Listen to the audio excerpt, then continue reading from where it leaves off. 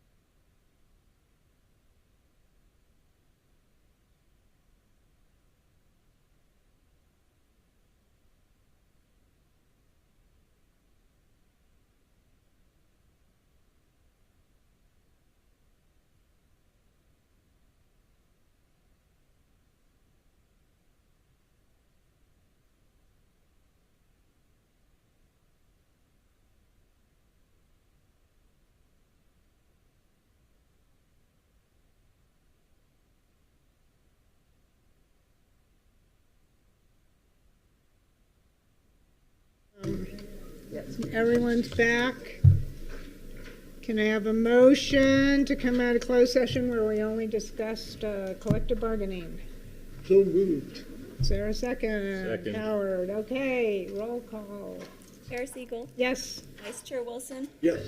Secretary Gurman, Yes. Yes. Jody is not online. okay. All right, let's see the consent agenda. We discussed all of these in the work session. Can we have a motion to approve the consent agenda? So moved. Is there a second? Second. All right, all those in favor, aye? Aye. Aye, okay. All righty, you're already set, Nick. All right.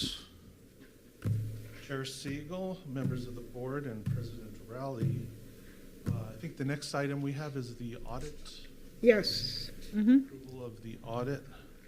And this is. audit contract. Audit contract, yes. So we did discuss this in our work session meeting, and again, this contract is really a template from the State Auditor's Office. We have to use their format. It was approved by the state auditor, and so we're now able to contract with our current auditor, Pertillo Brown, and we'll be in year 3 of a 4-year audit contract. And so, if you remember, we first made the award back in year 1 was in FY 2024. So, for this contract, the auditors will be auditing the current fiscal year, 2026. And so, that's basically it. And with that, I can stand for any questions that you might have. Okay, So is this something we need to reapprove it every, Even though it's an 8-year contract, we'll be reapproving this every year, or 4-year contract? It's a 4-year contract, Member Wilson, and we are required to have the board approve it every year. and what year are we in? We are going, this will be year 3. Third year, okay. 3 is coming up, right? 3 is coming, That we're contracting for the third year, correct. okay. Any other questions, comments? 90,000, right? Yes. That's a bargain. Yes. And that does the audit of the foundation too, It doesn't that include? includes the foundation's audit as well as Mosaica. Mosaica is required to have an audit as well. Okay. All right, can we have a motion to approve the 26 audit contract, FY 26? I move. Is there a second? Second. All those in favor, aye? Aye. Aye. Okay. Motion carries. Thank you very much. Okay, the bar. Seems like we just completed the last year audit. Yeah, It was late. Did. Yeah, it was I very mean, late. we weren't late, the state was late. in approving it. They were late because the federal government didn't release the rules for the federal auditing. Are you going to present on that or on the findings at some point? Yes, next month we should be. Next month. Okay. Great. I don't know why my. Jody is online. Oh, okay. Welcome, Welcome, Joy. welcome, yeah. Well, we just got to the exciting part. Hello, can you guys hear me? Yes. Yes. Oh, okay, All perfect. right, good, glad you're here. Thank you. I was here for roll call and the closed meeting as well, but I don't think you guys could hear me then. Oh, we couldn't. But now we can. Okay, perfect. Thank okay. you. All right. Mason, are you sharing that or is that me?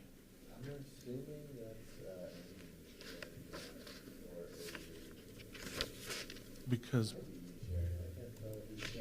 I think that's should be me. Let's see if this works. Okay. But this is the operating budget. Thought we were doing the bar. Oh, The bar. is the bar here? Yeah, in this packet, we have both. Oh, okay, We have okay, both, great. so. Okay. Yes, Madam Chair, if I may, this is the agenda item related to the current year fiscal year 2025-26 budget adjustment request, number one, and then, of course, the upcoming fiscal year 2027 operating budget. Just to point out a few things, we've provided a lot of detail, I think nearly 30 pages of background information on analysis and the things that we use to inform our budget development. And additional items that have changed since the last time we've met, really, You mean since the work the session. 17th work session? Correct. Okay. Budget works. Yeah. What- Yeah. I will just say that we've included at page, on this page here, it's page 9, I believe. This is the college's operating budget. It's nine squares. And ultimately, everything that we've talked about rolls up into these numbers, and this is what ultimately the state will approve. And if the board approves this today, we'll ask you to sign this page here. And where is this? Page Page nine. 9. Page 9, document page 8, and Page 8. that's Yeah, the it way might it's be marked. page 8. The way it's marked. This is the only thing that the HED wants, is this one page? They want this page signed, Oh, but they signed. also do want a bunch of backup here. information. Yeah. So ultimately, we're asking for a total operating budget of $85.8 million. And of that amount, the unrestricted portion would be $76.9 million. And restricted amount is about $8.9 million. And that's the high level total, ultimately. The development of this budget, it really starts with the current year fiscal 26 budget adjustment request. And in the bar, we are recommending revising the revenues up slightly by just a little over $1 million in increases in revenue. And that's FY 26, the year we're in. We are also revising expenses down from 50.2 million to 47.9 million. And that decrease is really in order to account for vacancy savings, positions that just went unfilled through the year,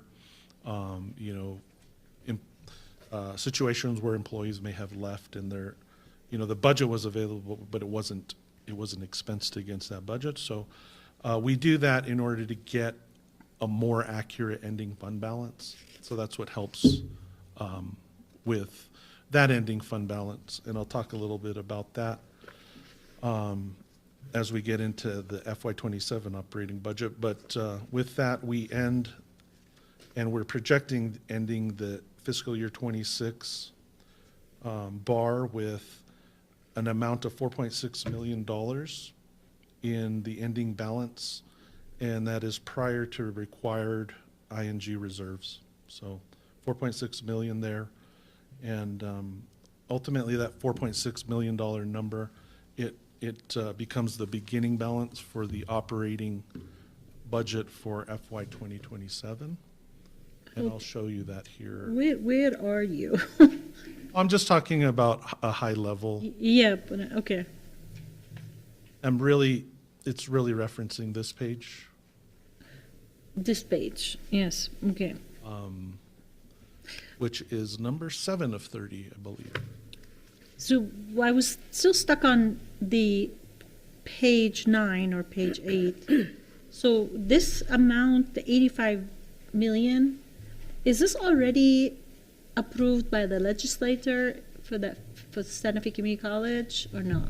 It incorporates what the Yeah. Siegel and member German, it incorporates what the legislature approved earlier. Yeah, And we put we have to, Similar amount, so this is the amount that was approved, it won't be exact. not Of exact? course, our budget, it incorporates a large amount of local mill levy revenue Oh, right, and the expenses that right. are Incorporate, associated okay. with that. Okay. The legislature does not really, they don't fund us that way, even though they kind of ask for that information as They look at it. they look at They it. look at it.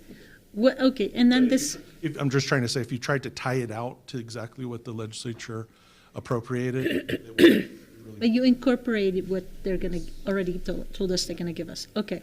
And then where do I see that 85 million in the overall budget? Like, where would that number be? Would it be in, yeah, this page, right? Okay, that's what I'm trying to tie it to, Yeah, remember that this page is the ING instructed in general budget. yeah, that's not everything. yeah. And that, So 70, it should be 70. and that $85 million is incorporating everything, including restricted funds, so grants and everything. Okay, You know, it includes the plant fund and all of the other different exhibits that the I have college this has. page. Student financial aid, public service, auxiliaries, it's everything combined. Okay, thank you. I'm just still looking for that page. Somehow I'm not finding it on in my document. What page number is that? Doesn't have a page number on it. I don't, yeah, I'm not seeing it. I keep scrolling up and down. I don't know why. Nick, that's the one that got added at the, it was missed initially, and the second version came out with that in there. This is in the second version? So was that emailed today, Nick? Yes. That's the one I'm opening. I've opened. Yeah, but I have it up here for your information if you'd like to. Not this page. I'm talking about the colorful one Oh, the, Yeah, that was added. Okay, that is correct. That is the one that was added today. You did have it in your work session, previously. It unfortunately, an error got left out, and I apologize on that. But it did get inserted, and a new packet was sent today in email. okay, I think that's what I thought I opened. Today? I'm looking at the one we had before. I'm not finding it. I'll go to the email.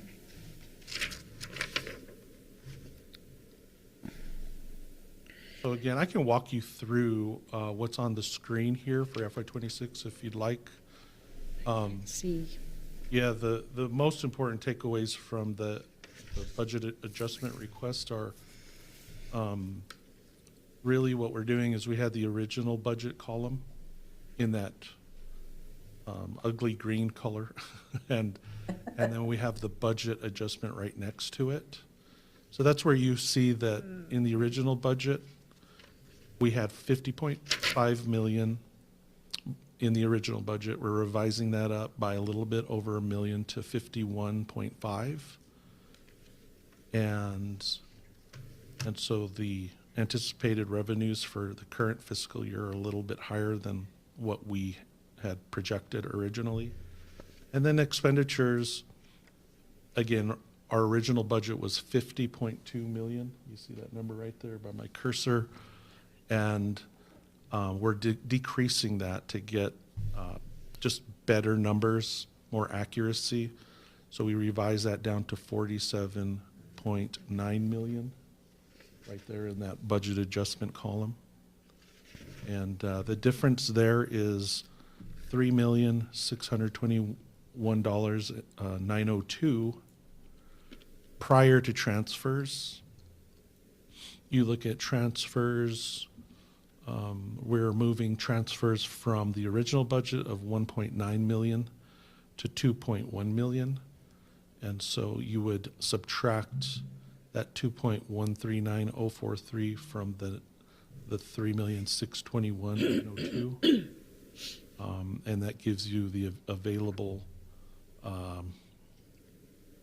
really ending balance or difference between the net and transfers.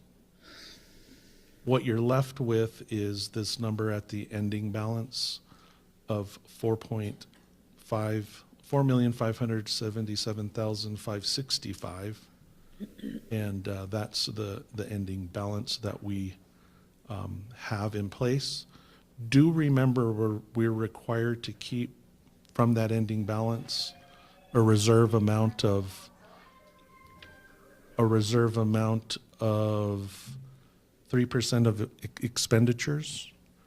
So we have to leave, out of that $4.6 million, we have to leave remaining $1.4 million in ING. And so that's what's required by the state. Then we take the ending balance, and then that becomes the beginning balance for the new FY 2027 fiscal year. So that's where you see that same number moving from here to the beginning balance line item. Do you see that? Any questions? It's right here on the I know, I know we looked at it, the work session, but somehow it's not popping up on my version here. yeah. But I'm not worried about that page. I don't know. So this bar is just our best attempt to say, this is what we've seen happening all year. This is where we think we'll end, but we'll have to probably do another bar at the end of the year to adjust to actuals. This will be the final. This will bar. be the final, This okay. is it, yeah, and it's our best projection at ending the fiscal year at June 30th. And it is exactly that. It's to true up with better information how much revenues and expenses we have that are actually going to materialize. And in order to try to get that ending balance right, to move it to the new fiscal year. Because if we present to the board that the number's $10 million in ending balance, but it's way off, and in actuality only 3 million rolls, that's a big problem, because you're going to think you have 10, but you really only have 3. So Right. This is to help us developing the budget for next year. So any other questions on the budget adjustment request? And we can do budget adjustment requests as we see fit throughout the year, right? If we saw, wow, our enrollment was way higher or lower and our numbers look different, we could say at any point we could readjust. Correct. We can do multiple. The more you do, though, Member Wilson, the more of scrutiny HED is going to have on us, because they're going to say, Why didn't you need to stick to a budget, and why are you moving your budget around? Yeah, so 1 or 2, maybe 3, probably reasonable. Okay, any other questions on That's on the bar, yeah. the bar? Are we going to the I budget now? You have a question? have a question, but on another page, the one that says like revenue summary, unrestricted, Okay, I can go there. and it's something I never looked at before, but I'm kind of curious about. On mine is Is this the page on? page on the 4. screen? Yeah, that one. Okay. At the first, well, since it's showing there, what is the other that's under East Wing? That's like sales and services, other 31,000, and you're bringing it down. Well, 31,000 was last year. Yeah, so. Is that printing? I remember maybe one time we talked about printing. These are revenues? Yeah, revenues. Yeah, they're going to be just any revenue that is captured here is going to be things like that. If printing is, if people pay for printing, or Okay.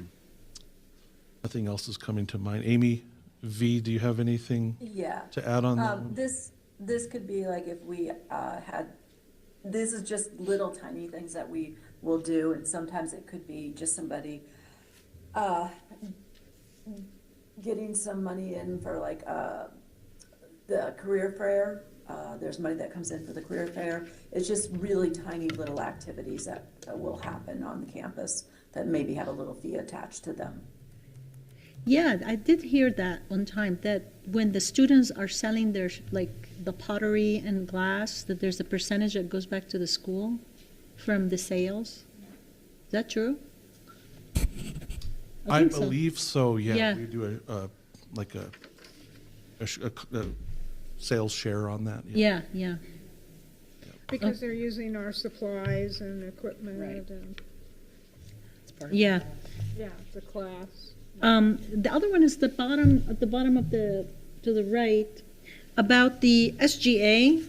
So it's just like we have a budget for SGA and we get revenue from, it's $1.50 per credit. And it kind of adds up, looks like to, 61, let's see, you're budgeting 61,000 and another 30,000, $91,000. That is part of the SGA budget, but we don't have an SGA president. So we don't have an SGA organization, seems like. So what's happening to that money this year? Does it just sit there? It's going to get rolled over? I mean, what's going on? Because that's a lot of money that needs to go back to the student somehow. Their money doesn't get rolled over. It stays in its own account. Okay.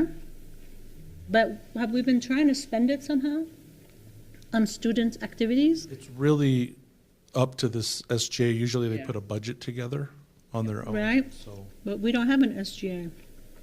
So it stays in the budget, but Until then... we do, because we did hire the coordinator, the student life coordinator person. And so they are still collecting, soliciting for applications to generate, student government. And Nick's right, those expenditures from that account need to be authorized by the students. Right. So we can't really spend their money. But will they have that Yes. extra money next year? They'll have double that if they can get their act together? Okay, They'll accrue a little fund balance. yeah. I believe they have a fund balance. Do you know that number, Amy V? Or- Yeah, they do have a fund balance, and their fund balance amount, and whatever's unspent this year will roll into their fund balance. And they started the year off with a fund balance of $331,000. So it's really important that we really start finding representatives from the student body to spend this money, because also, like, I'm hearing, like, it used to be, I heard from one group of students, they said, we used to go to the SGA with our special project proposal and they would fund it. So there was like a mini grant program going on. And now they don't have access to that because they don't have anybody to present to.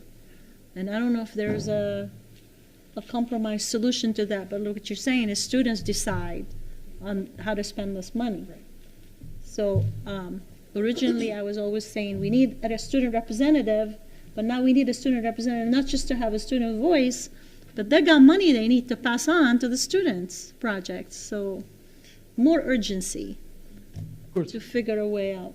we're virtually done with the semester, and so that's Right. I know. something we really need to focus on addressing for the fall semester. It's just this is the first time I noticed the amount of money that's been sitting there. And once somebody was telling me that, Oh, yeah. hey, they used to apply for these mini grants, and now they don't have access to that. So just wanted to highlight that right now. Okay. Because is it true that our student constitution says they are the only ones who can distribute that money? Is that right, I do believe so. Do you know, Margaret? Margaret? Okay. We've never built their budget for them. They always Right. have presented it to, Yeah. at times even to the governing boards. Yeah. Right. I have a question. Chair Siegel? Yes, go ahead. Yeah. So this question's for President Rowley. Now that you have someone in place, do you have a timeline when you expect to have a student government stood up by? Chair Siegel, Member Pugh, hopefully by the fall. I mean, we can't force, it's a voluntary organization. That's the hard part of it. But we hope that we'll have somebody in place by fall. Summer we'll be recruiting in the summer and everything, but it's also sometimes a little different student population, not necessarily the students that would persist between fall and spring.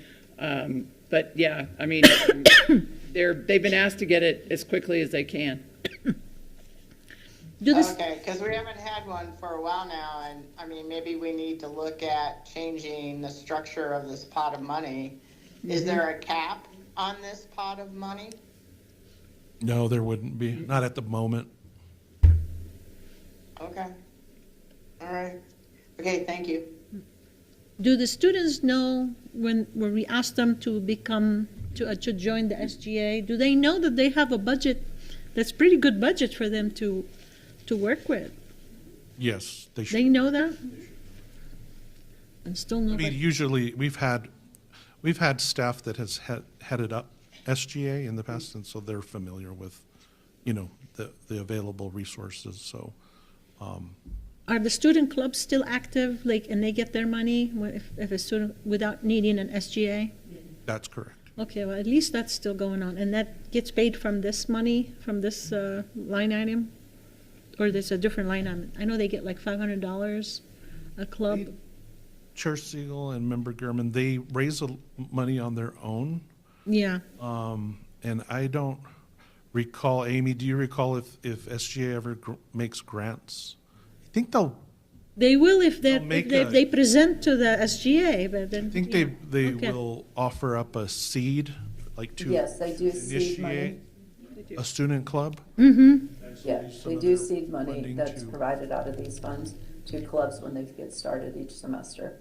But the student club seed money come from a different pot, not the SGA pot. I believe SGA will. It is SGA. Yes, it's Okay. SGA. The student fee money. So that's being approved right now, even if there's no SGA. Okay, well, at least we can keep the student clubs moving forward. Yes. Okay, thank you. Okay, anything else on the budget? Yeah, so I'll just provide a high-level summary of the FY27, because I haven't really done that, but Okay. ultimately, what we are looking at I think one of the most impactful things that we have included in our proposed budget here is we're recommending no increase to tuition or fees in the budget that is in place now. And so just wanted to point that part out. For revenues in FY27, we're anticipating revenues to increase by about 4%. And that's a total of 53.7 million. Expenditures increasing over the year by about 4.7%, and so we're staying in alignment there. And for expenditures, our budgeted total amount in ING is 52.5 million there. We're also including in the budget legislative, and I think we spoke about this earlier, legislative appropriation, so that funding related to capital appropriations and other categories. That includes RPSP money as well as HB2 grow funds that were approved by the legislature. That's all included in there. And I have Donna here, she'd like to help me out, but we're also proposing a compensation increase in alignment with the legislative increase of 1% to staff, and that is staff that is outside of the bargaining unit. We have to negotiate compensation with the bargaining unit, but for the rest of the college, it's a 1% increase, as well as some work on the salary study. Let me ask you a question about that. So are we not budgeting anything for the faculty, whatever it will be? Do we just wait? Are you talking about the bargaining I'm unit? talking about the bargaining unit. When we reach an agreement in the next months, we will not have put that in anything in the budget as a placeholder? We have budgeted room in this proposed budget to have funding available to negotiate. You have 1% put in here. Well, we have to be careful about Yeah, that. we can't talk about that. I'm just asking. Yeah.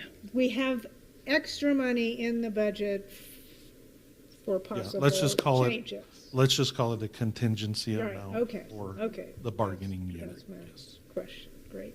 And on the RPSP, they took nursing out of that line item and rolled it into That's correct. our, so how is it that money would be protected?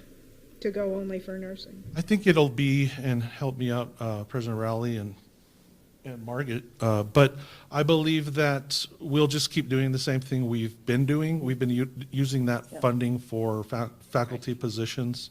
We'll continue to do that. And those positions are, Yeah, on the RPSP funds, they had always come into the general fund, and so they didn't go directly to the department, because ING doesn't receive, anybody in ING doesn't receive money directly, it just goes into the general fund, and so it offset their costs, nursing costs more than the RPSP amount, so it was just something that would offset the amounts in there. Okay, So I would add, Chair Stegall, that the other part of that is that, yes, we're still, our expenditures will stay the same or gradually increase even in nursing for the programmatic things that we were basically having to report on when that money was an RPSP. And so now that it's just not, now that it's not an RPSP, we don't have to report on it or anything. And technically, we could do something different with it, Right. but we will not. yes. Yep. Okay, thank you. and with that, Donna, if you'd like to just, some comments on, So for compensation for staff, as you all know, now in fiscal year '26, we implemented phase 1 of the Bolton salary study. Based on the budget available, we were able to move individuals that were below market. We were able to move them up some, but not to where they should be based on their experience. So our recommendation going forward is that we complete that phase 1 study and we implement phase 2 and phase 3 of the study now in fiscal year '27, which would mean it would be everyone above a 95% compa ratio, which is market, right? We would evaluate everyone and check to see what their relevant experience is, what they should be paid based on that experience, and move them to that area. And it's better than extending it. You know, our initial plan was it'd be a 3-year rollout, you know, but it would be best if we could do it. And so that's why we're recommending the 1% plus the full implementation of the study. And when you say the full implementation, does that occur in July, or is that a phase-in over the next fiscal year, or what? We may be able to for staff, so we've already started phase 2, expecting that's what we were gonna do. So what we've done is for phase 2 folks, we have already in HR, we've already began calculating the relevant experience. Okay, so that will be done before July 1. Phase 3 may take a little bit because until the budget's approved, I have not requested updated resumes from the folks in phase 3. I mean, of course, that would be our goal. I just cannot make that promise based on our bandwidth. But does that mean that their salaries increase to whatever that level is by a date certain in fiscal year '27? Yes, so July 1 of '26, they would get the 1% increase, right? Right, but that has nothing to do with bringing their, Study. Then we Right. would move them to where their expected rate would be. We plan to have the phase 2 folks done by July 1, okay? The phase 3, I cannot say for certain. Of course, that is our goal. Once the budget's approved, we will request those resumes and try to get those calculations done prior to July 1. okay. And that's essentially for people who may have enough experience that they should be above the midpoint. Absolutely, absolutely. If you have individuals that have, now granted, remember that in the study, we give a maximum amount years of experience based on the position level, right? And so the more experience you have, by all means, you're gonna go above that market rate, the midpoint of the salary structure. Is the adjustment retroactive of somehow? Like if you now don't have it by July 1st, but have it a few months later, do you? We have to be very careful with that Yeah. because based on state state law, we have to be careful about paying retroactively. Okay? And so, you could go forward, but we would need to be careful in the language that we use to go retroactively. Okay, because the state does not recognize retroactive. Right.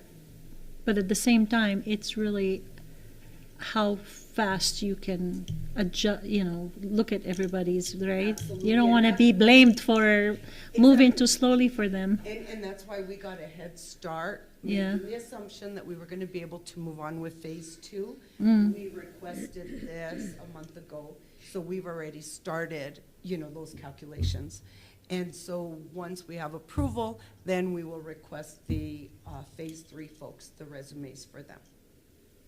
Once you have approval of this budget, Yes. well, you're going to have that today. Exactly. So Okay. then tomorrow we can send it. Okay.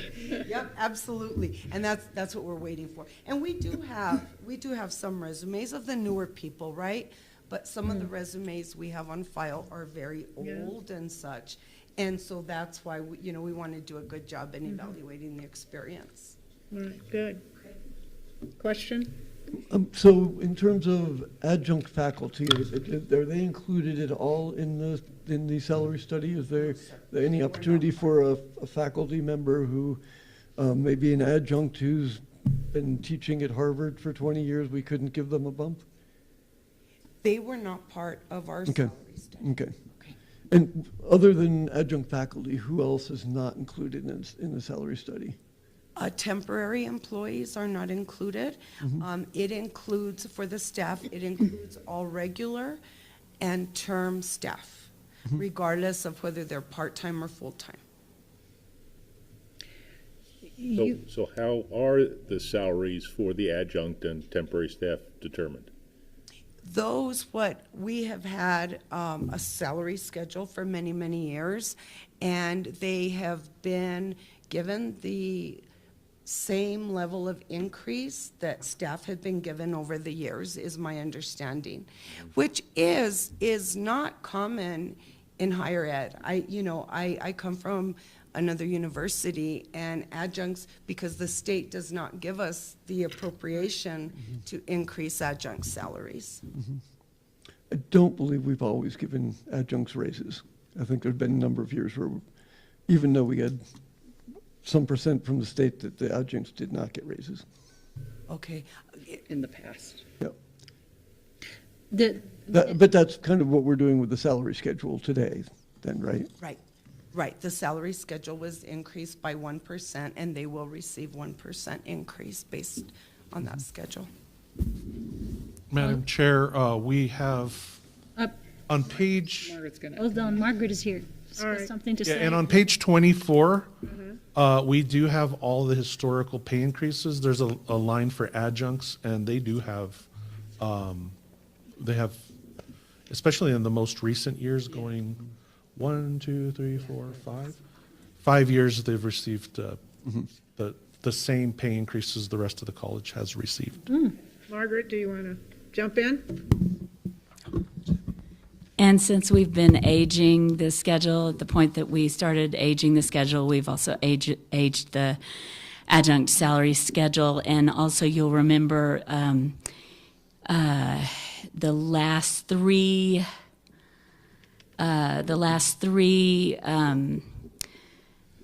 bands we've added in the last 3 years. So I think last year we added step 10, and then the year before that 9, and the year before that 8. So it was for many, forever, as long as I can recall, a 7-step salary schedule. But we added the 3 steps to take it to step 10 over the last 3 years. Great. Yeah. And last board meeting, you were discussing whether you will be able to compensate adjunct faculty. I don't know if you looked into it for training, like when they have to take that cybersecurity training, or for a course that they prepared for and then it got canceled. And that's something that we're working on. You're still working on that. I have a meeting this Friday with the adjunct faculty reps, some faculty senate, and Donna and I have talked about the adjunct faculty contract and Dr. Lopez and Donna and I have, are all three kind of working on those pieces. Yeah. Right. Just can you give me an estimate, how many percentage of courses taught by adjunct? Is that 50% or? What I'm going to tell you is not Gonna going to be right without looking it up. All right, maybe I next time. hesitate All right, thank you. Higher than that? Okay. So we need to value our adjunct. We do value our adjuncts. We absolutely do. We couldn't do this without our adjuncts. That's right. And this board has been committed over the years, Mm-hmm. making sure that Which is whatever the wonderful. increase is. Yeah. Absolutely, you have indeed. Okay, Nick, what is next? Oh, you have one more thing. Okay. Just one more thing. I just wanted to remind you all, we did talk about it in the working session, but the county did raise the minimum wage to $15.40 an hour. And so right now, the group that is below that are student employees, so we're also increasing their pay to that minimum wage. Okay, That would be the only group that's below that? that is correct. Yeah, and just for the information of the body, we're not required to do the county increases, but we've always elected to, and have really committed to doing that.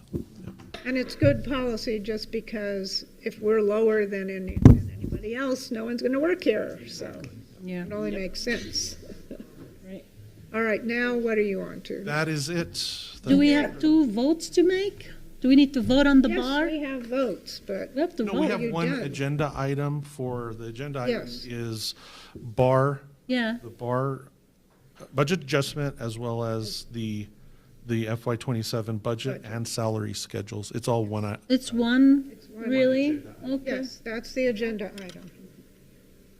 Seems to So me like any other questions on any of those? No. All right. A motion? we spent to 4 approve? hours discussing it last week. A motion to approve? So moved. Is there a second? Want me to Second. do it? Would Second. be second. All right, all those in favor, aye? Aye. Okay, unanimous. Thank you. Thank you for all your hard work. I want to Everybody. recognize Amy Van Haas and Veronica Gonzalez. They've been burning the midnight oil for the last couple months. And they put together a lot of really strong analysis in the packet, and it really helps our budgeting in terms of making sure that we're right about the numbers that we're presenting. So thank you, Amy and Veronica. Yes. Yeah, thank you Thank both. you. Thank you. So Amy, how long have you been working for us? I've got a few years under my belt. I think I'm on year 22 now. Well, thank you Not that I'm for, counting. thank you for hanging around. Wow. Thanks. Thank you, Okay. everyone. Yes, I'll add too that I think Amy knows this, but she's just been appointed to HED's subcommittee on the funding formula. Oh, my God. Just when you thought you had enough fun. You were here's more. requested. And are you going to do it? Oh. Yes. All right. You heard about the Gallup Santa Rosa issue with that last year, right? That's all part of that funding. Okay, Loophole. information items, nothing. It's a long story. There was a loophole. Communications. Three school Faculty districts support. got money for Okay. the same students. Thank you. And all because of the funding formula issue loophole. Thank you, Chair Siegel, Hi. board members, President Rowley, and colleagues for this opportunity to report to you. And I apologize for not turning my phone ringer off earlier. Because of spring break, our meeting last Friday was the only one since your most recent meeting. We had nominations for our officers, and since there was only one nomination for each position, those nominees will take office in the fall without an election. Maureen Grigorite will be the chair. I'll go back to being vice chair. That is, Maureen and I will switch places. Joseph Clemens will move to communications officer, and Mark Wessinger will be the secretary. And we look forward to working with you and participating in shared governance. At our meeting, Associate Vice President Lopez told us about his proposal for a new schedule incorporating midterm breaks.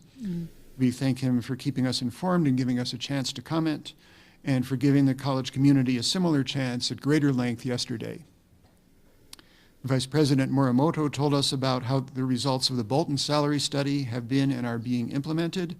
though he couldn't say much about the future because it's involved in the collective bargaining negotiations. We thank him as well. The adjunct faculty representatives reported on their discussions, which you just heard about getting compensation for work they do on classes that end up being canceled. Also, since the college gives priority to full-time faculty, full-timers are being assigned to 8-week sections in the first half of the term, and adjunct faculty are being assigned to the sections in the second half.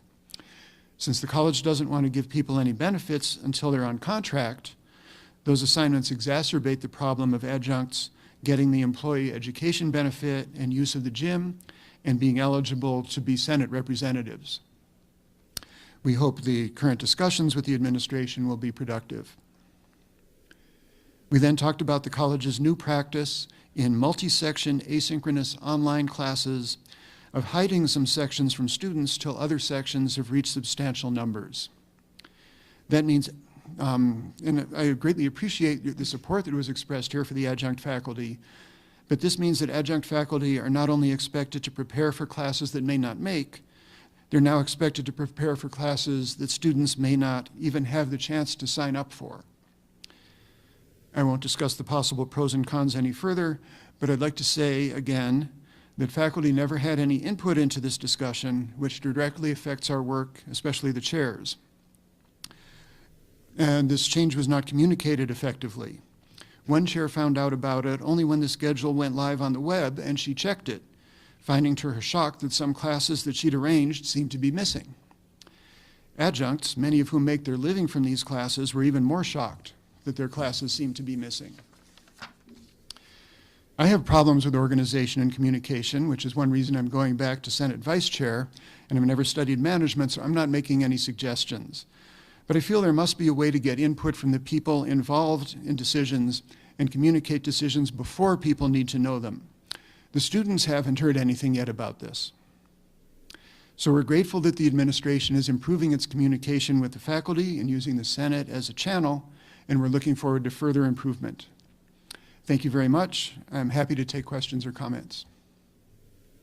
Any questions? So if I understand this correctly, right now, online, I haven't registered for any classes, but there might be some classes that will pop up all of a sudden and they have space? Yeah, in a multi-section class. I haven't heard anything official on this, just what was reported by colleagues in the Senate meeting, but I think you will only see one section for a multi-section synchronous online class, and when that reaches a certain point, not the maximum, then another one will pop up and then another and so forth. Is that correct? Is that what's going on? For asynchronous? Asynchronous online? Yes, for asynchronous. Okay, yeah. But for the in-person classes, and they're all open, all the In-person sections? classes and synchronous classes are still the same, as I understand it. Okay, so what's the reasoning behind only asynchronous? It's pretty straightforward, and most places have already been doing this for a long time. So there's an online class. When that online class reaches its capacity, it will close and another one will open up. But as we do it now, we could put 8 online sections on, and we'll generally let them run with 6 each. Okay. I'm wondering, we haven't had a student government for a little while now. Does the faculty have any impressions of that, or how that impacts effective shared governance at the college? Well, just speaking for myself, I was very glad to hear that that's going to be coming back in the fall. Yeah, I do think that's important for shared governance. There have been a lot of changes lately that have strong effects on the students, and I think it would be great to have better ways to communicate with the students about them. Now, we've been having discussions for a while. We get a lot of input from national organizations that our policy structure is really unusual and not really effective, and that a lot of things that we have that are policies should really be procedures and not a business of the board. I'm wondering, and you don't have to tell me right now, but I think it's important that we get input from the faculty senate and the staff senate about how they feel about that, and what they feel their role should be in determining what what policies should not be policies anymore? Thanks for asking, Vice Chair Wilson. Between policy and procedure, I think the difference is how hard it is to change. Policies are hard to change, and procedures can be changed just by the owner. And so it really depends on where we need to be flexible and where we need to be committed to things. In general, I always hope to see more shared governance, not only in the formal sense of getting input on policies, but in all areas that need to be discussed. I always hope for the people who are involved to be consulted and have some role in the decision-making process, and to have what they need to know communicated with them. Thank you. Thank you. Other questions? Thank you. Thanks. Okay, staff.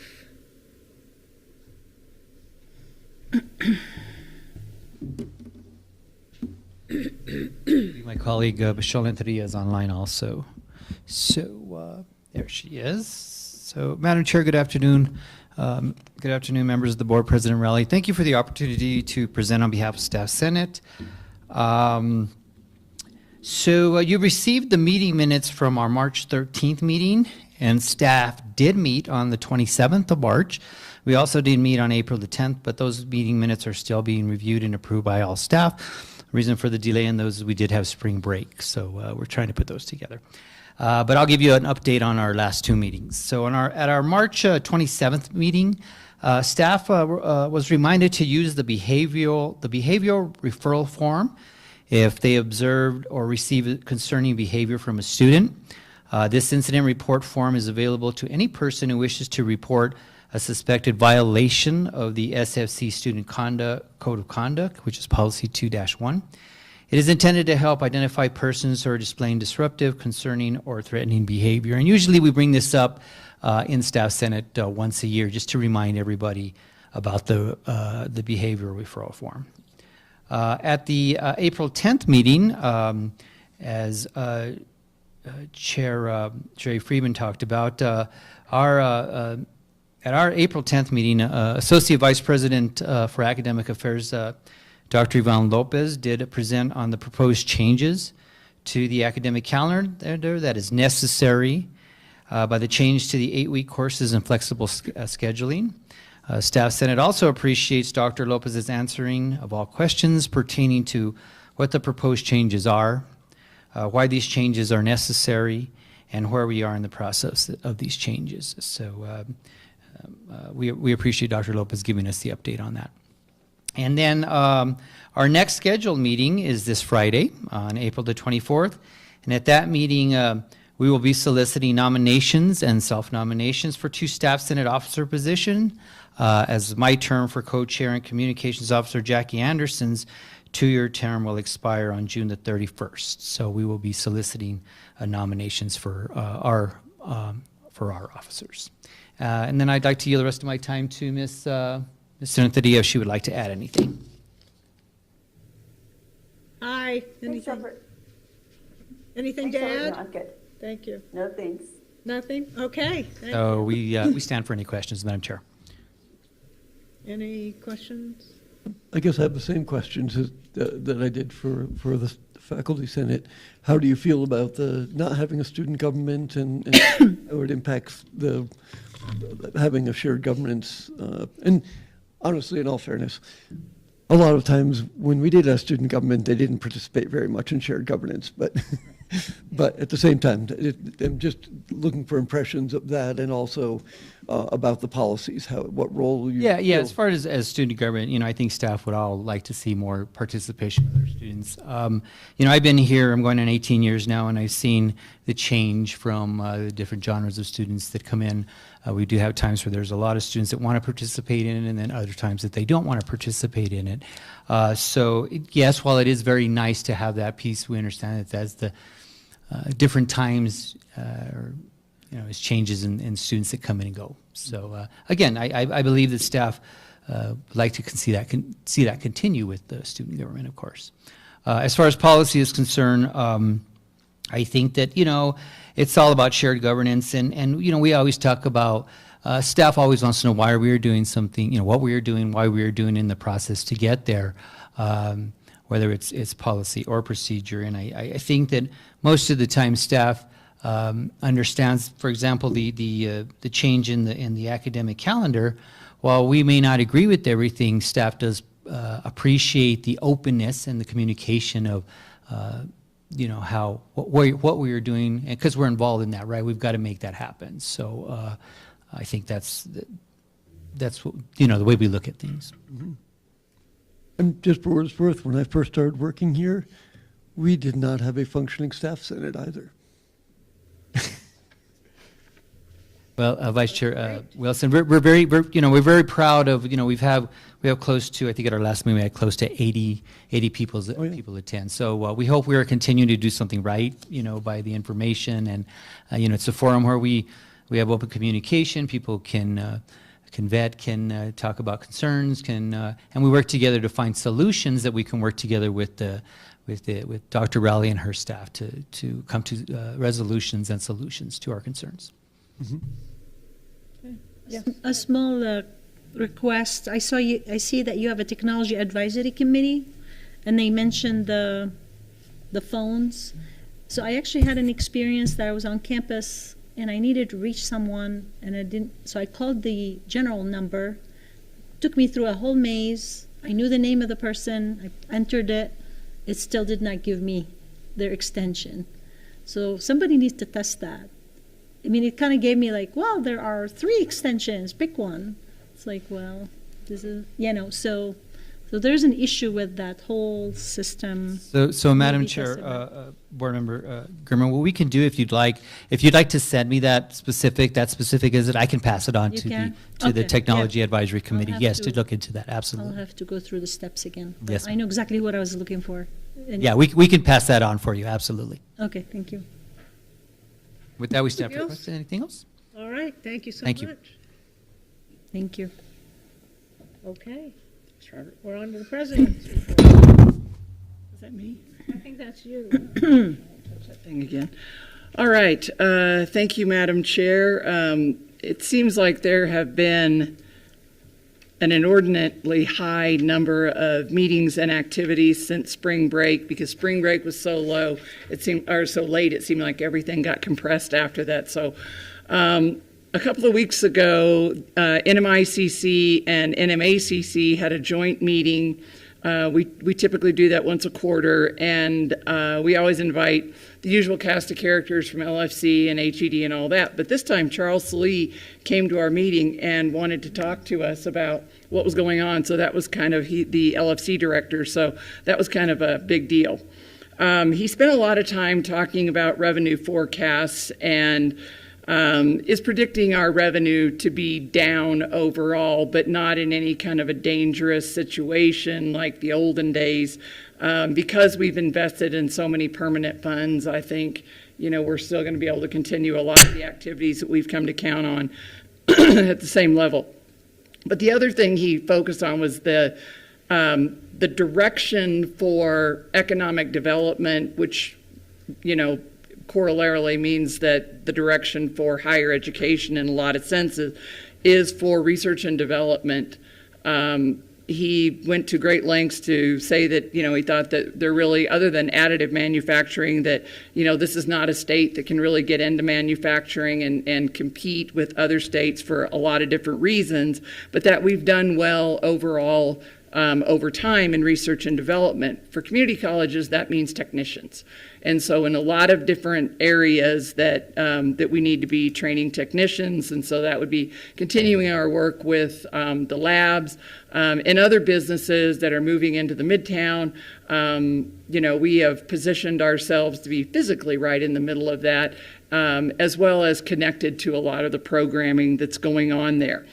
The other piece of that, you all are aware, I think, that Santa Fe Community College has been receiving GROW funds from the legislature for, this is our 3rd year, I think. 2nd year? Thank you.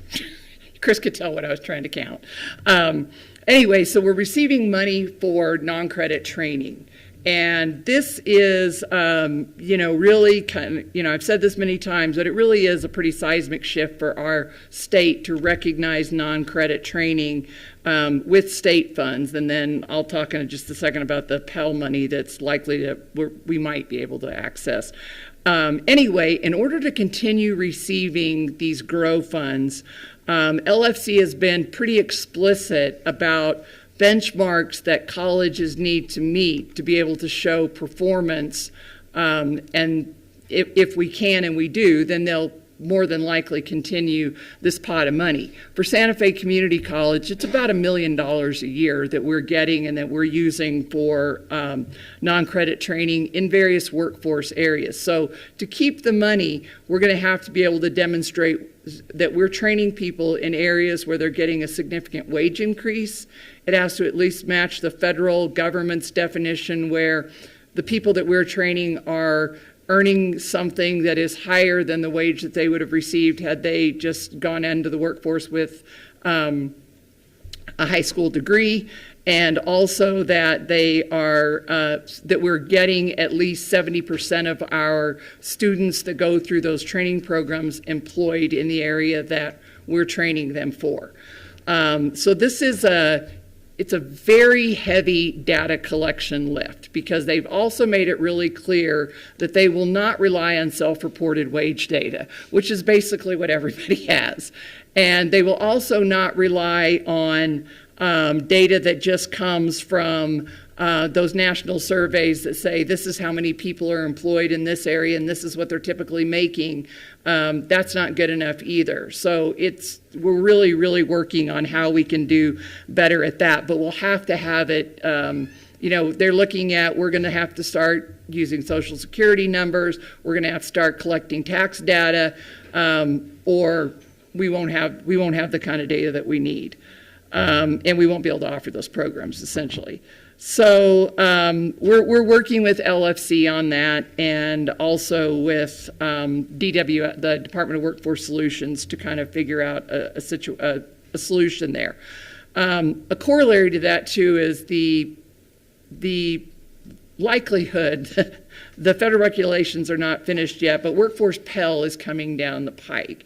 I met with the Pell Advisory Group for the state this morning, and there are a lot of stipulations on this money, and I don't think any community college in New Mexico is prepared to say, oh wow, what a great thing that we're going to get this money, because we don't think we can really do that.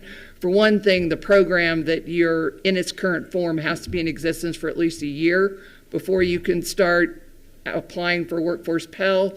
The contact hours are between 150 and 600 clock hours. It has to be a proven stackable credential.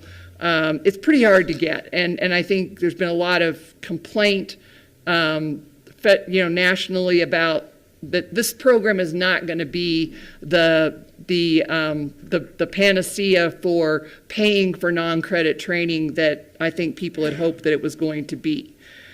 So more to come on that as the committee keeps working on that. The other thing that Charles Salee really focused on and said that LFC's focus for trying to improve all systems on is looking at disconnected youth between the ages of 16 and 24 years old.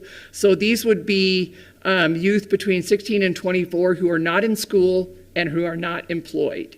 And there is a very high number of them in New Mexico. There's been a very high number of them in New Mexico for a really long time.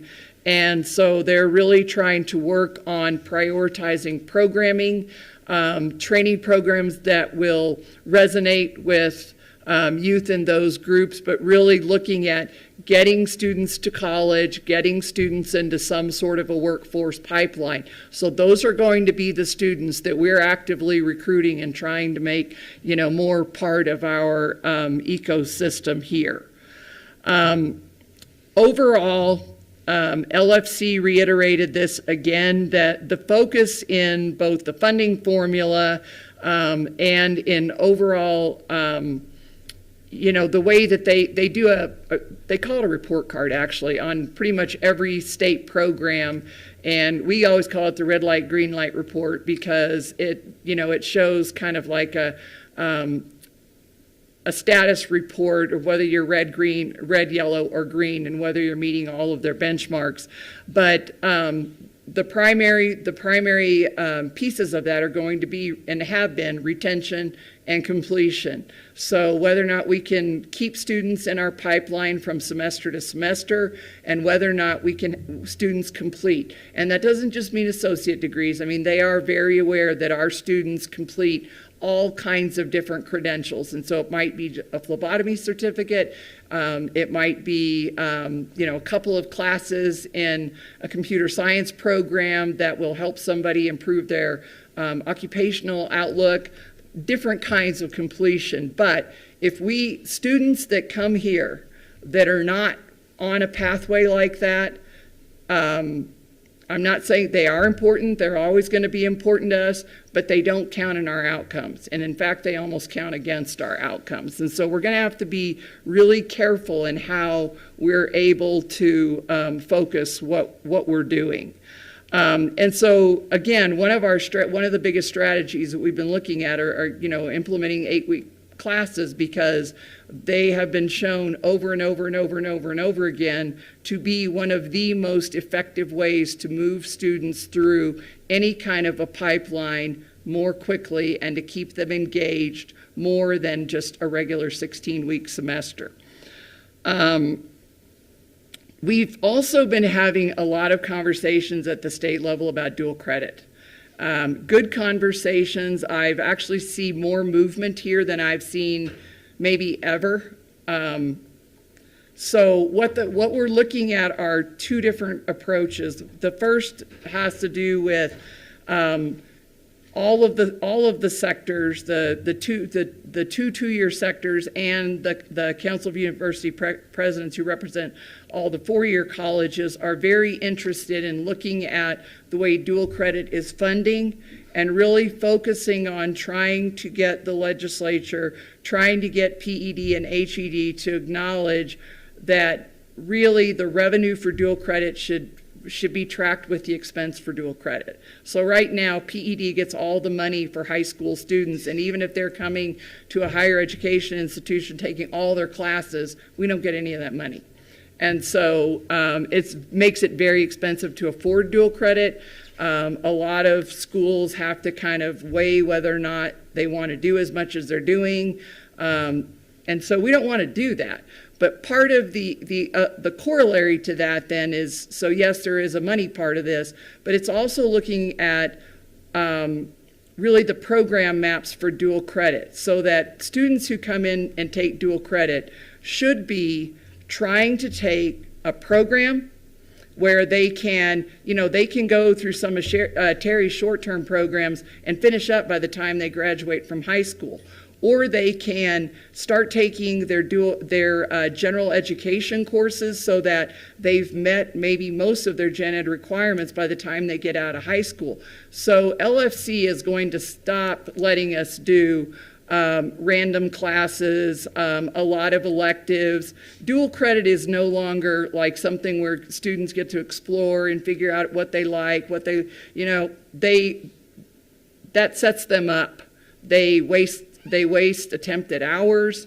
They don't finish. They don't go to college at any faster rate, but they do if they take the courses that they're going to be able to use for whatever degree or certificate they pursue when they actually become a college student. So now there's everybody's kind of done their own thing on this for a long time, but there is a movement, I would say afoot, from all of the sectors and from LFC to really start focusing on making dual credit work and not just be something that we just offer and then people can sign up or not, and we don't really worry about it.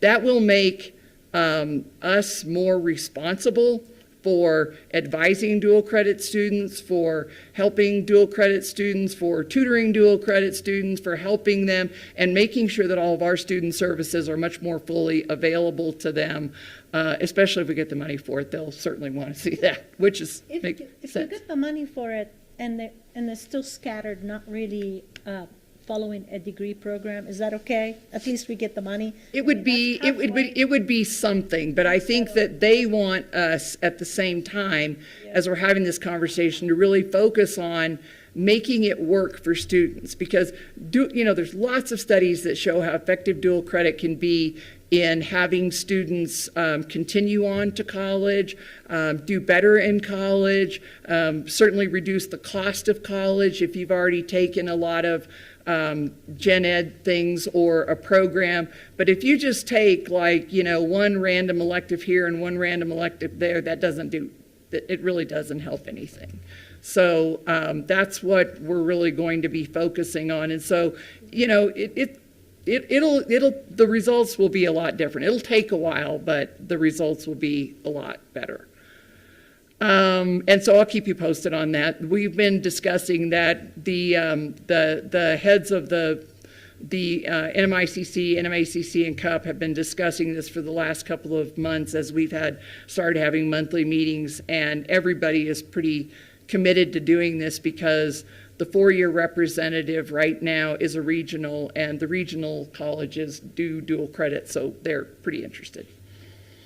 Okay, and then I want to give you a little bit of an update. We talked in the work session a little bit about where we are in the status of looking at policies, policy revision, all those sorts of things. And so Yash and I have started out working on this, and the first thing that we did was polled all of the NMICC colleges, or we asked Vanessa to do it actually. And one of the things that we found and this is not necessarily indicative of anything, it's just sort of a reference point. Santa Fe Community College has 117 policies that are board approved. Mesa Lands has 70, they're the next closest to us. And then I think CNM has 14. And then everybody else is kind of in between there. But one very important caveat. They all use employee handbooks. And so that means that there may be policies, when you start separating out policy and procedure, there are HR policies that should, in my opinion, Don and I have talked about this 100 times, but that we would want to maybe incorporate into an employee handbook. That would certainly make employees' lives easier because you would know the policies that, govern your work life in one thing and not have to find them in the voluminous policy manual. So I think that is one thing that we should be looking at. Donna probably could tell you in a minute which ones those need to be. And then I visited with Chair Siegel about this a couple of times, and so we talked before about creating a committee that would work on this, and so Chair Siegel and Board Member Dittmer have agreed to be the board member. Remember, we can only have 2 board members on a committee because otherwise we have to notice it as it's a quorum and all that kind of stuff, which Member Dittmer is an expert on now, having spent 2 hours talking about that yesterday. I thought you were going to get a consultant to work on this. This is not consultant work. This is our stuff. We have to look at our stuff, and so we will start working on this as a committee. And I will tell you too, Yash is sick today. And we weren't able to quite pull it off for this session and get it on the agenda, but at the next meeting there will be an actual presentation on this and not just me kind of talking you through this. But I do want to say that before we, just to kind of make my view of this pretty transparent about going forward, especially in light of what Jerry and Robert have said, because I do think you're absolutely right. Of course, staff and faculty want to be involved and want to have input into all of this. So if we split out things and did sort of something along CNM's model where they have board policies, which are high level, stuff that's really important to the governing of the college, that's sort of like what we have in section 1 now and maybe a few other things. And then if we had procedures, those procedures should still go to the faculty and the staff before they're changed. I mean, right now, or if they're changed. I mean, right now they could maybe just be moved, but if somebody is trying to change a procedure in a particular area, then they'd still be, sent to the, I don't know if we send them or present them anymore, but anyway, we would do that. And then get feedback to make sure, first, we haven't missed anything, or if there's any kind of consultation that would happen on those. So that would still be, something that's essentially worked through shared governance, not just two people sitting in an office saying, hey, let's do this. Anyway, so we will have a presentation that's a little bit more, has a little bit more of a guiding suggestion to work through there. So then the next piece of that, the first policy that really would need to be revised is policy 1-1, which is a board policy, which is the policy on policies. And basically explains, how something becomes a policy, where it originates, and then the process that it goes through. So that will probably be the first thing and that has to come. That is something that the board, it doesn't come from one of my vice presidents or for me. Those are generally board suggestions. So. Anyway, I think that is everything I wrote down. Anyway, I'm happy to stand for any questions. Oh, sorry. Chair Siegel, Jody, go I have ahead. a question. Go ahead. Yeah, so I think it's great. We're tackling this. We've known for a long time that all these other colleges have hardly any, policies that kind of dictate and the structure they use. We have known forever that we have procedures as part of our policies. We also know how we got there, which was various people who are owners of different procedures either had different agendas or needed an item in to make their life easier, right? And so that's how we got there. I'm a little leery of just having a couple board members on and then working with the college, knowing the pace that the college deals with issues and how much comes at you guys. This is a multi-year investment. Anyone who's ever done policies for a large institution knows that this isn't an overnight fix, right? And so based on that and on discussions we've had at previous retreats where we've talked about these problems with our policies and how we could improve them, we did kind of determine that it would be best to bring in a consultant, and mostly because policies are a very complex kind of structure for a large institution. If we were just a small institution, I get it. Put a couple policies in place and we could pretty much oversee everything. But being a large institution like we are and tackling things like you have just mentioned, which is moving some out to kind of a handbook. So you're kind of redoing the whole overarching structure, not just of policies in the board's policies, but also your shared governance structure, right? And then this employee handbook, which is a pretty big effort. And I can see that this will easily take a couple years to go through our policies.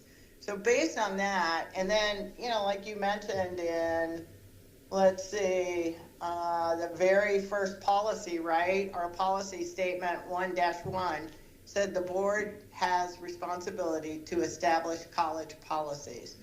So in light of all that, I would like to suggest that, great, you're going to have a presentation for us, and maybe that would have a plan and a timeline and how you plan to approach it. But I would like to have consultants also involved in this process. And one, just because, I worked at a huge institution and I know how complex it is.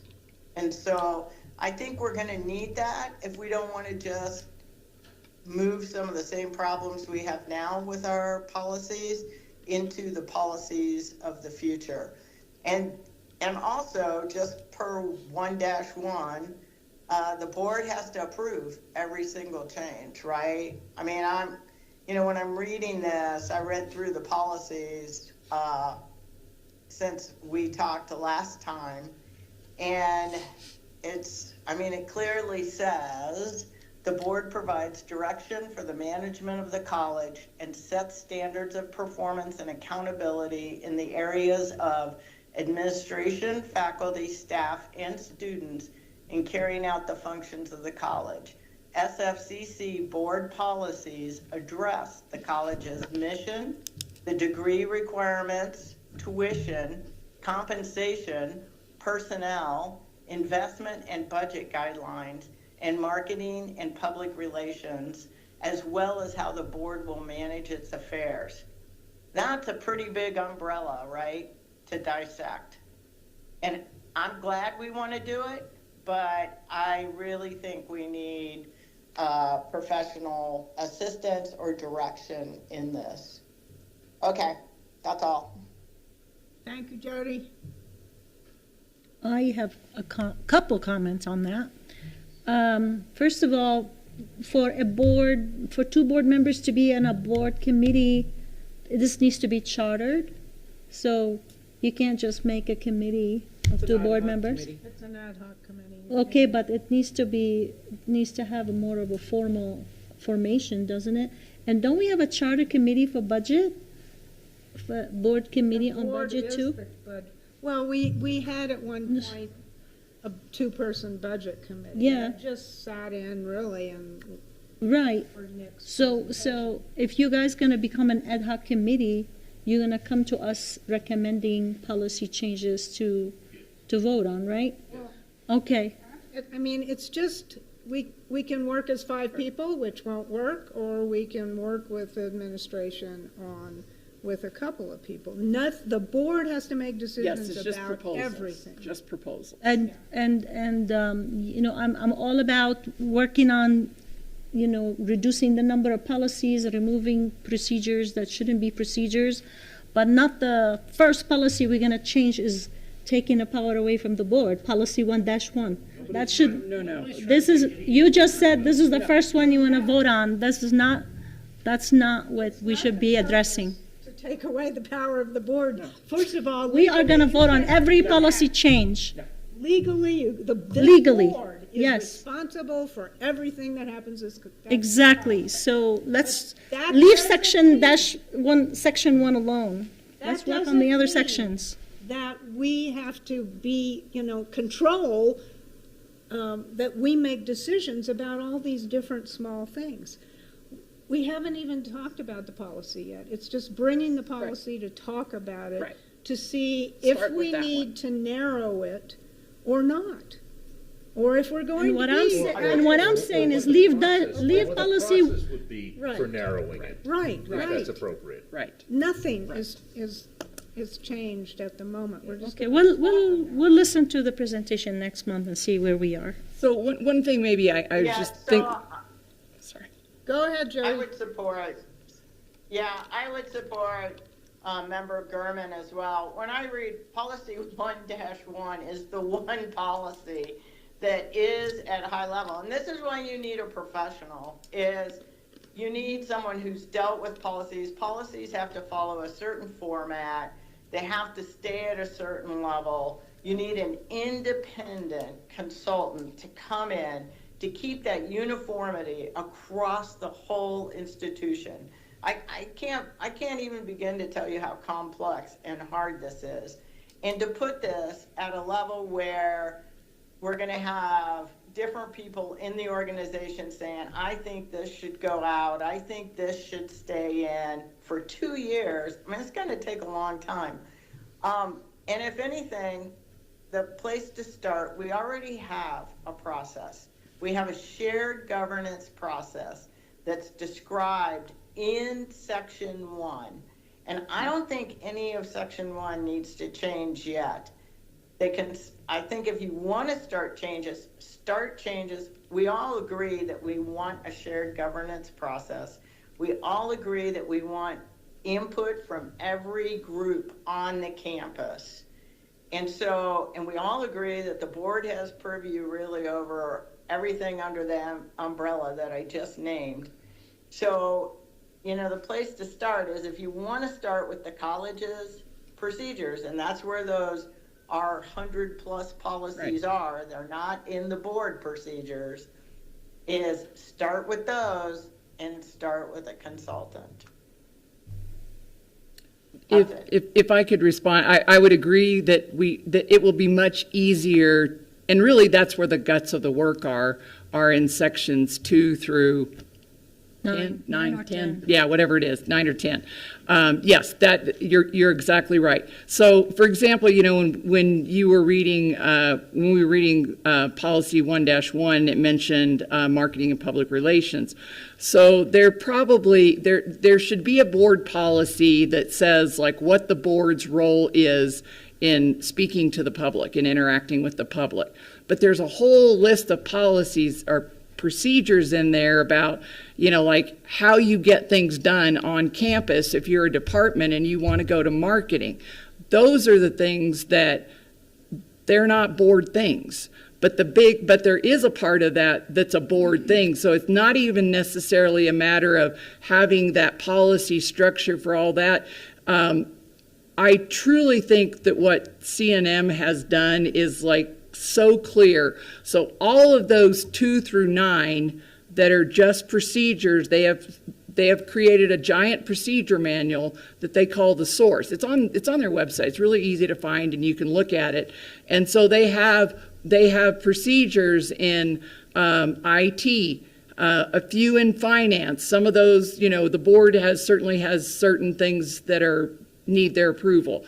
In academics, in student services, in marketing and public relations, and in those areas. And so you can just go through and find those.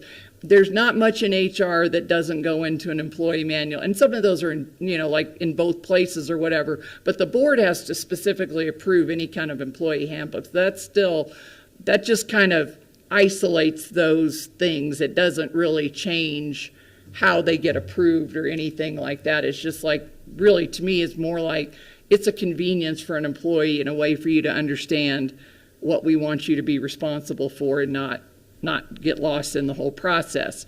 So yeah, and the other, you know, when we had ACCT here, they did talk about us adopting an ends policy because we don't have anything like that. And so that would be for sure something that they were supposed to send us, and I don't think they did, but you know, we could get consultation on for that. But yeah, I will talk to them and see if I can, you know, get a consultant like that.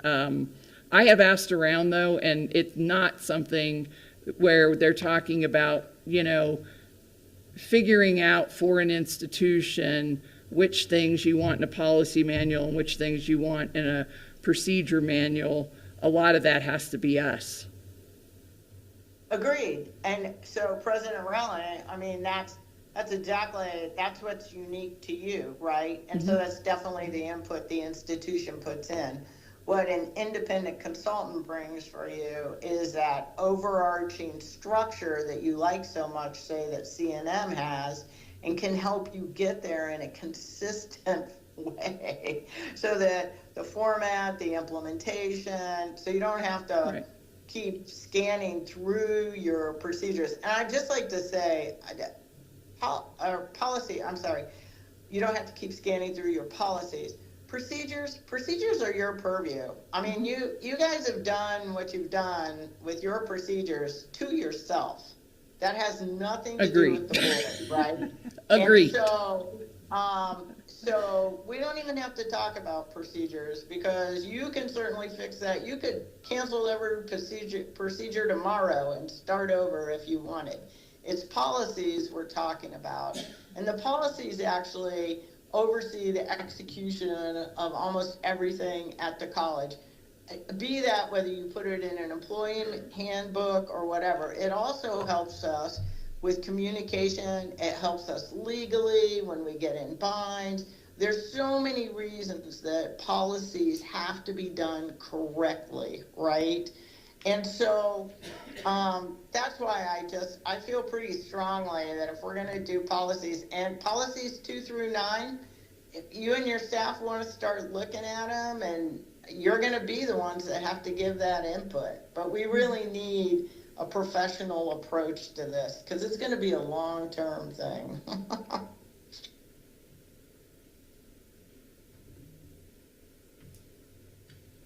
That's all. Well, I think what would be long is if we had to bring each thing individually to the board. And so Member Dittmer had some suggestions where we could maybe, it's figuring out the process because of every single thing in there. Because right now the process is attached to the policy. It's all the same thing. That's the problem. And so we can't just take them out without like going or having the board like write a resolution that said, we separate them all out, which is kind of my dream. You can start creating an employee manual handbook, and you could show that there's 10 policies. Look, we just crossed out this whole section. Yep. Now it's in the manual. We can vote on 10 policies at the same time.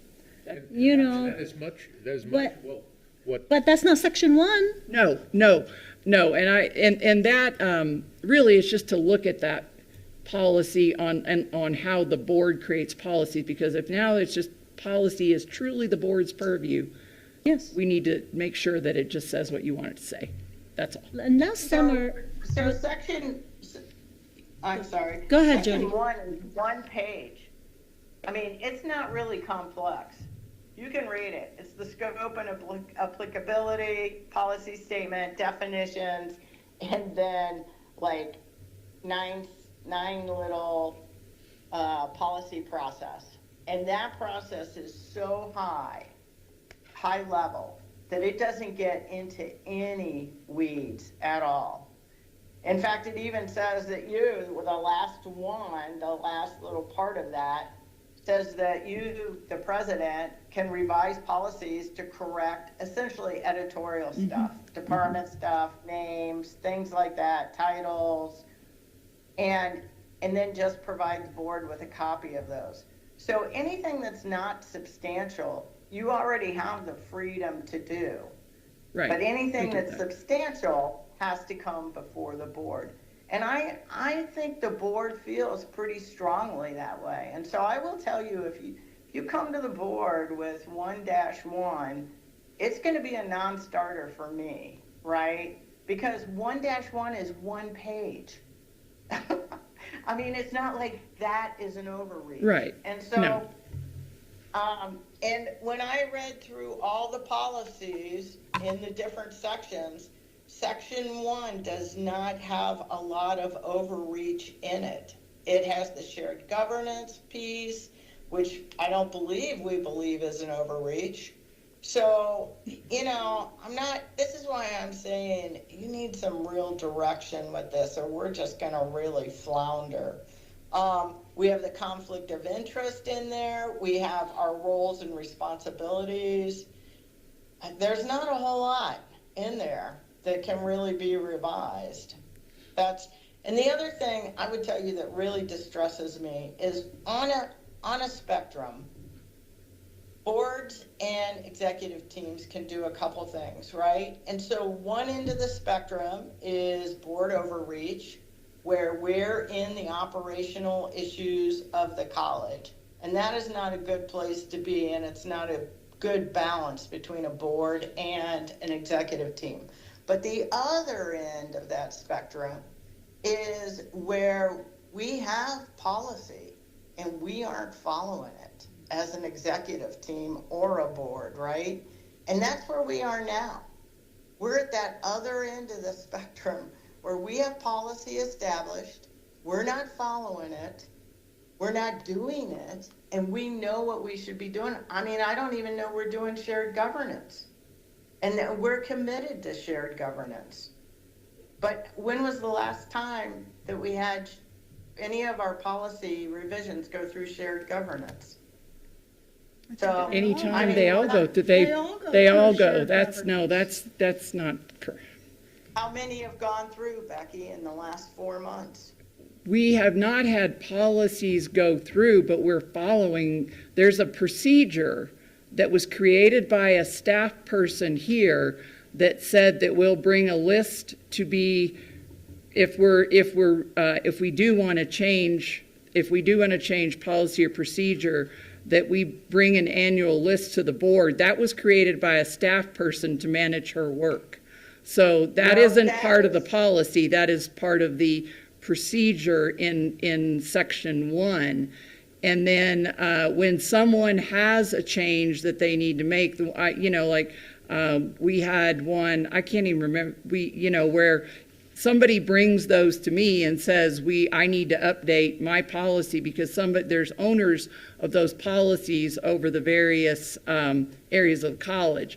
And so when they bring it forward and say it needs to change, then, but they're looking at them, and when they don't need to change, then we don't bring them to anybody. But when they need to change, the first group they go to is the executive team, then they go to the faculty and the staff pretty much at the same time. And after the faculty and the staff have given their comments, then they go to the board for the first time. So there hasn't Right. been any policies that needed changing in the last 4 months? No one has brought me one that said that what I'm doing now is out of, this policy needs to change. But then again, Maybe- all of the policies No. need to be changed. Well, because they're I mean, that, in that sense, but in the sense of, this is what it says, and we don't do that anymore, that's not the issue. Okay. So Becky, I beg to differ. It's in our policies that you will bring a list every year for annual reviews. And in August, you said to me, can we bring it in September because you had someone leaving? And I said yes. And we have never seen that, but that is in policy. And I'll find it and send it to you, but it is in policy. And I believe it's in the shared governance one, that you will provide the board with a list of policies that are gonna go through review during the course of the year. Yes, it's in the procedure. I just checked that like 2 days ago. And I Yeah, got a and I little just bit of read it a in the history of the policy. origin of that. Okay, but it is in the policy, and I will send it to you. I said I would. I read it when I read the policies. But you're So saying, we are not following our policies. Becky, is that one of the policies that's really a procedure? It's a procedure. But right now, It it's called says, a policy. it's in the board stuff, but it says procedure.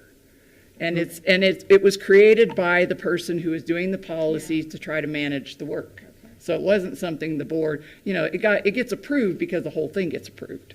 No one is suggesting that we're going to change anything that was a policy without board approval. Absolutely. No one is suggesting that whatsoever. We are suggesting that we will, what I agreed to participate in was a subcommittee to review the policies based on people's recommendations of what they think should be procedures and not policies, and how we can segregate those out, and if appropriate, how we could better structure the remaining policies. Don't know what we're going to, but certainly the first step is to get it down to a manageable size of things that really are and should be policies, and not waste anyone's time reviewing things that shouldn't be policies. But none of them are going to be changed. No one is suggesting anything is going to be changed without board approval. Right. Thank you, Howard, for the With- clarification. We Right. concur with you, and if you want to start on sections 2 through 9, have at it. But we are not following our policies as they are currently written, and as we have followed them for the last 6 years that I've been on the board. We have not followed them in that same manner through the last 5 to 6 months. Well, obviously I wasn't here, so I can't speak to what happened over the last few years. Well, I mean, I'm sorry, but yeah, last summer we had a whole retreat on this, and the ACCT, Mary, ACT consultant, she described a method of organizing these bylaws that was really cool. I can't find that information because I've asked for her slides many times. I never got them. And it was like, it opened our eyes to a whole new structure for the bylaws that she suggested, but we never got a follow-up on that. And, and I can't remember, and I'm digging for the minutes from that. I don't know if we have a recording, but No, she had a good, do you remember? But I don't remember what the structure was. What she suggested was pretty much what I was saying, but then to include what she called an ends policy, which is essentially the board's mechanism for holding me accountable for making sure that all the other stuff, all the work of the college gets done. So it's partly like, delegating the operations to the staff and everything, but essentially too separating out the procedure. But I will tell you too, there are some things in there in the other parts of the policy that I would recommend go to the board because they're pretty high. I mean, we they're all just like agree board that things. we need to clean up, cut down some of these policies that we have. And the question is right now, how are we going to do this process? Well, I think Howard's suggestion is. But Howard wasn't even here at the last summer retreat when he hasn't been to an ACCT meeting yet. So he doesn't, so I'm sorry, and with all due respect, but we have been. I mean, I'm sorry. We have been No respect. We have been discussing these policy changes for the 3 years I've been on here. And suddenly, like now, you guys decided what committee gonna do this? We're going to not make a doing recommendation. Somebody's got to go in and look at it and make a recommendation and talk about it and then bring it to the board because it all has to go to the board. There's no way it can be done without that. But and the other thing, I think I told you this last meeting, but I might have forgotten. I'm still trying to schedule Mary to come and, she can work with us in August because between us and her, everybody needs to be there, so I'm trying to get her when everybody can be there. But I did meet with her when I went to Seattle a couple weeks ago. And yeah, so she looks at this as something that, we should do, but it's the other thing, and this is not an excuse, but it's the way things have been, that there is so much other stuff going on. It's not that the way we do policy right now and the way we take any kind of change just routinely, even like we take things and update the language when we didn't even make a substantial change to the policy, but it had to go to the faculty, go to the staff, go to the board twice. It takes months to get one policy through, and to do that when you're not even really changing anything is just like, we have so much really important stuff that's going on, but having that like set up as a thing we have to do, even if it doesn't need to be done because we're not changing anything. It's just like, okay, we're going to talk about it again.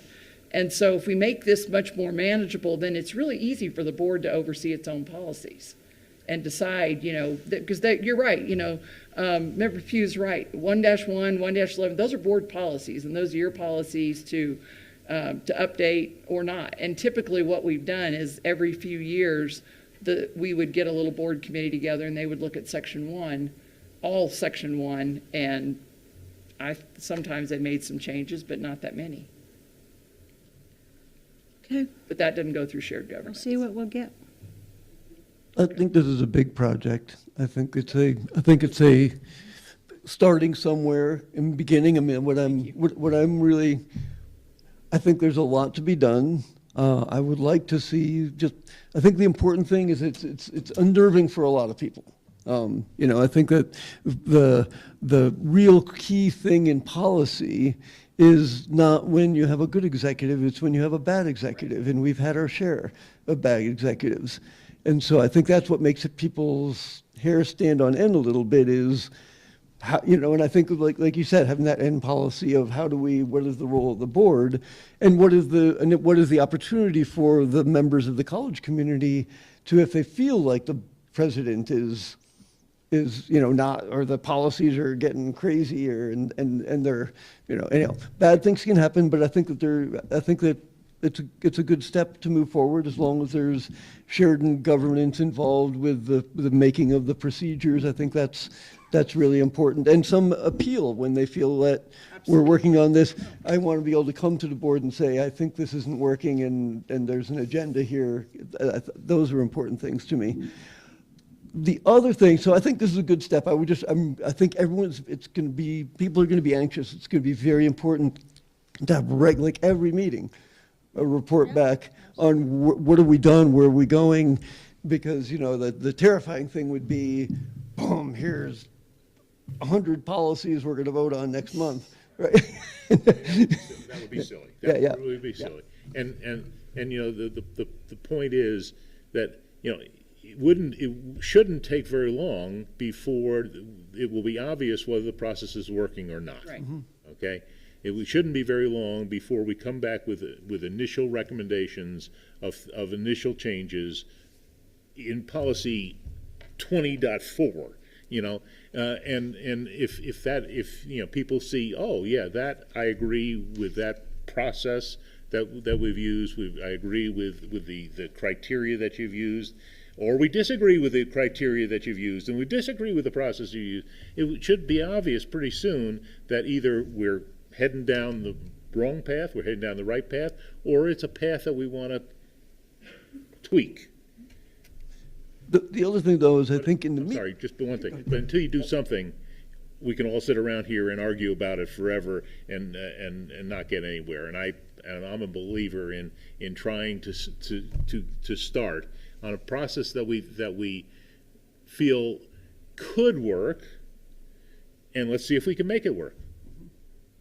But we have a process, and the process is that section 2 through 10, there are faculty and staff and departments who own these policies. They're supposed to be the one who bring it forward to the board. They review them and they bring them to the board. The board does not form a committee to go over the policy changes. They have owners. The only section that board committee could work on is section 1. And I don't think section 1 right now needs reviewing. Well, this is not a board committee, I don't think. Well, Right? you've If it was a got board members. committee, it would have been constituted by the board at a meeting. It's just That's an what ad I was hoc- saying. It's just a little ad hoc committee to get the work done. The thing about policies is if there's no reason to change them, then obviously, if there was some problem with a policy, someone would have brought it to us and said, someone in shared governance, someone in a department would tell the president, look, this policy is not working, you need to change it.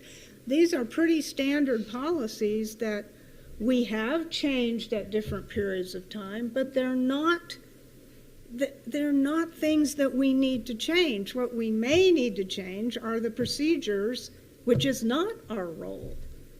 It's shared governance and departments to recommend procedures, go through the process.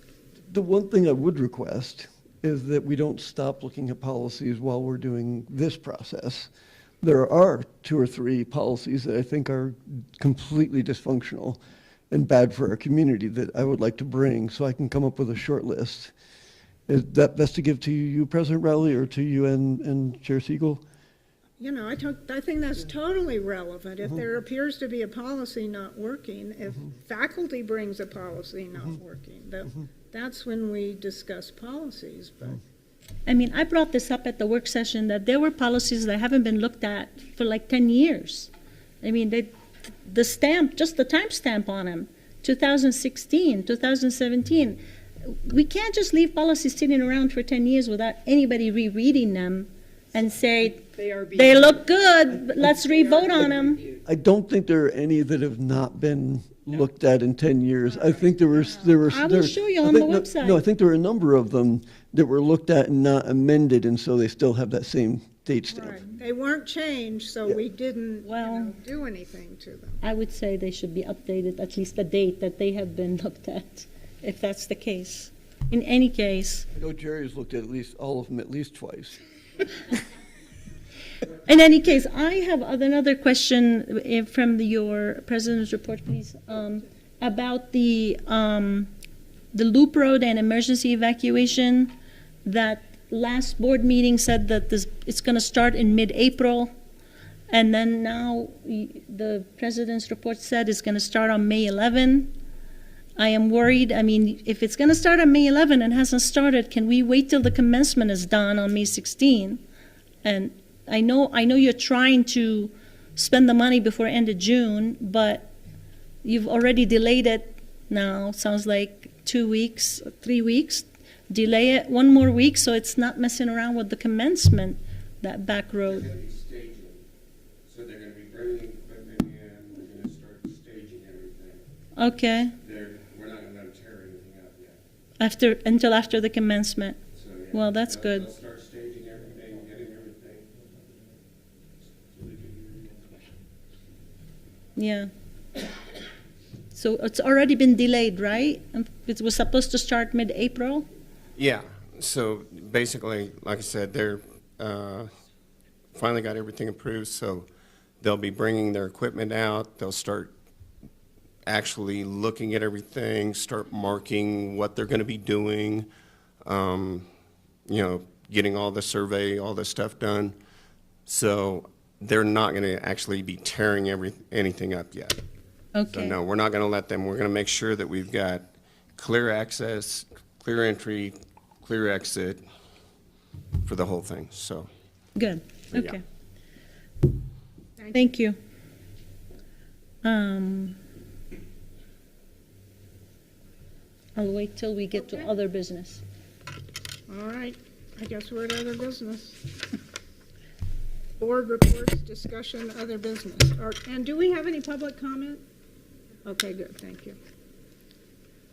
I keep hearing about an art academy that's being formed. I don't know if this is something that, the board was supposed to vote on. Did we vote on? It's like a whole new academy. It sounds like the courses are being moved to it, art courses, or can we get some presentation on that? Madam Chair, Member Gurman, so at the work session, I have asked Dr. Weissong to present, and then I've also asked him we may want to do even another presentation in the regular board meeting. I think there's a forum this week or for students, next I read. week. Yeah, for people to find out about. So what it is, and Chris, correct me if Chris has worked with Jim a lot on this. So what we're doing is we're taking some of the classes that are in art that are more advanced and that students tend to repeat taking and moving them into a master class format into CE. And so with that also comes different kinds of privileges with, locker usage and facility usage, lab facility usage and things like that. So it's sort of an elite type program that they're creating for some of the classes. It's not all of the classes, but so some of the information has been out about that, but students have heard bits and pieces of things but have not really seen the whole full thing. So, people are worried about, well, I hope it's not my class or this or that or whatever. And so Jim will be able to give you a really nice overview because any change in that area is going to generate interest, I will say. And so I want to make sure that we all know as much about it as we can so that when you do get questioned about it, you have some sense of what it is at least. Yes, but please, we need a full picture because Yes. we're starting to get emails from constituents about it. Well, so if you'll direct those to me, and what I have done is I have had Shane Tolbert, who is the director over all of the arts programs, has been answering any of those questions individually because he actually knows the answers. We also need to get on the agenda, the enrollment report. I mean, we've been getting it by email, but I have questions about it, and hopefully by next meeting, in the May meeting, we should have like most of the enrollment data for the spring semester. So I really would like that to be a presentation. Thank you. Anything else, board? Zuby? It's not maybe the biggest thing, but it's been a persistently irritating me for a long time, is I'd like to see some revisions to this room. And I don't think it would be a lot, but I think since we decided to start having meetings in the afternoon instead of the evening, this room was built to have meetings in the evening. When we do it in the afternoon, the west sunset is coming right in behind us and no one can see us on television, on the YouTube, because the lighting is all wrong. But if we just simply put some sort of high shade cloth on the back here, that might be enough.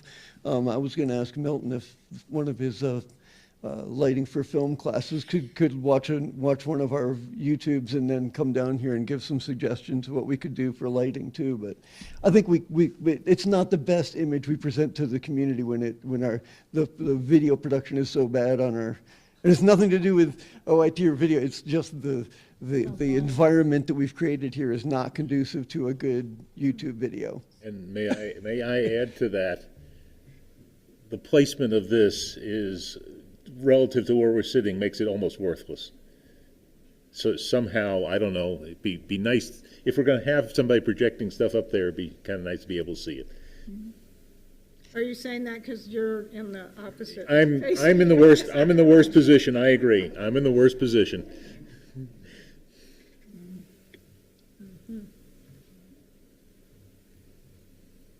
Anything else? All right, motion to adjourn? So moved. Okay. So by the way, the last meeting, we never adjourned. Really? The last meeting. We're still here. We just lost a quorum and so the meeting ended. Well, that's what happens. Well, we have a motion on the table. Yes. And is there a second? And an aye? Second.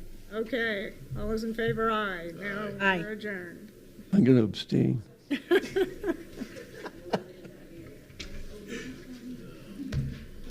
So, at one point, you talked about how the afternoon meetings maybe didn't work for you.